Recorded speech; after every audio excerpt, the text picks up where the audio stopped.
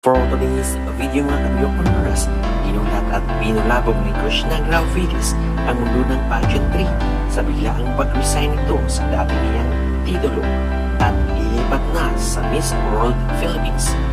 Trending ang kanyang mga latest post on social media and finally certified confirmed na isa na siya sa bagong aspirant candidates ng Miss World Philippines.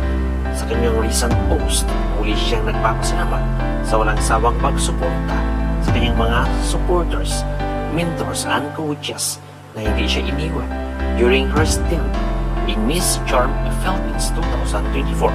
Kaya tanong ng bayan, sino kaya ang papalit sa kanya ang titulo?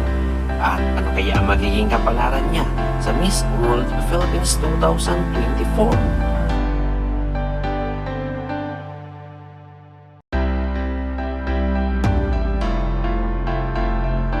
Mga Byokoneras, don't forget to hit the notification bell para updated kayo lagi sa aming mga bagong videos.